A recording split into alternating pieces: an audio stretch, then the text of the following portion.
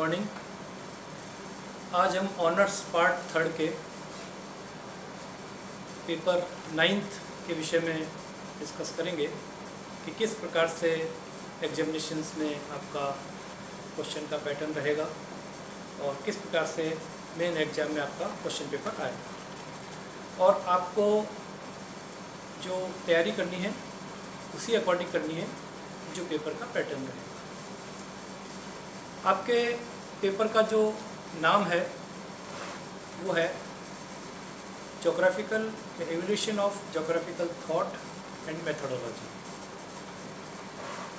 कि मूल्यांकन करना आपको जोग्राफिकल थॉट का कि प्रारंभ से अब तक किस प्रकार जोग्राफिकल थॉट्स में चेंजेज आए हैं, और मेथोडोलॉजी अपने आप में एक बहुत महत्वपूर्ण पार्ट है आपके सिलेबस का। और निश्चित रूप से यदि आप इसको बहुत ही अच्छे से यदि आप इसको देखेंगे तो ये कहीं ना कहीं फ्यूचर में आपके रिसर्च यदि आप इस विषय को लेकर आगे बढ़ते हैं तो उस पर महत्वपूर्ण साबित होगा। इसलिए आप बहुत सीरियसली मेथोडोलॉजी वाले पार्ट को भी लेंगे तो आपके इस सब्जेक्ट में आगे रिसर्च के लिए बहुत ही अच्छा साबित आपके लिए होने वाला है। पेपर जो एग्जामिनेशंस का आपका आएगा फाइनल में, उसके 3 सेक्शन होंगे, part A, part B, part C. तो आपको ये पता होना चाहिए कि हमको किस प्रकार से स्टडी को करना है या आपकी स्टडी की स्ट्रेटजी क्या होगी। यदि आपने अपने अध्ययन को यदि एक निश्चित दिशा दे दी तो निश्चित रूप से आप तेज गति से और सफलता की ओर आसानी से बढ़ पाएंगे। तो जो 3 सेक्शन एग्जामिनेशंस में आते हैं आपके सिलेबस में, जो इस पेपर में दिया गया है, जो 9th पेपर आपका होगा, आपने फर्स्ट ईयर सेकंड ईयर के अंदर 2 जो ईयर आपने ऑनर्स की स्टडी करी उसके अंदर 4 और 4 8 विषय आप पढ़ चुके हैं। इसलिए इस पेपर का नाम 9th पेपर के रूप में आपको ये ऑनर्स पार्ट थर्ड में पढ़ना पड़ेगा। इसके अतिरिक्त आपको 3 सब्जेक्ट और ऑनर्स में देखने हैं और एक प्रैक्टिकल। तो कुल मिला के एक जो आपका पेपर रहेगा वो 80 मार्क्स का रहेगा।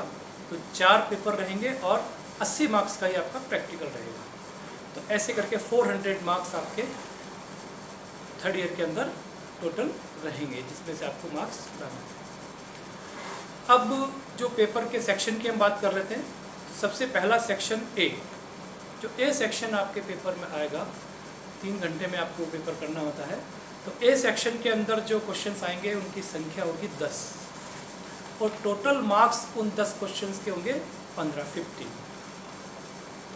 एक क्वेश्चन, ईच क्वेश्चन का जो मार्क्स होगा 1.5 होगा और कुल मिला के 15 क्वेश्चन है। 10 क्वेश्चंस आपको कंप्लीट करने हैं। उसके अंदर कोई चॉइस आपके पास सेक्शन ए में नहीं रहेगी। सेकेंडली, उसका क्या शब्दों की सीमाएं रहेगी उस क्वेश्चन में, क्योंकि हम अक्सर देखते हैं कि क्वेश्चन लिखने के अंदर शब्दों की सीमा का जो है स्टूडेंट ध्यान नहीं रखता, वो आगे जाके कहीं ना कहीं उसको कंपटीशन एग्जाम के लिए हार्मफुल सिद्ध हो सकता है।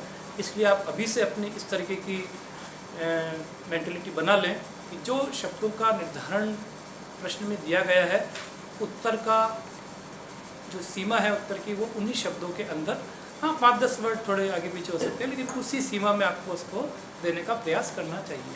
तो 20 वर्ड का आपका पहला जो सेक्शन रहेगा, ये सेक्शन उसमें रहेगा।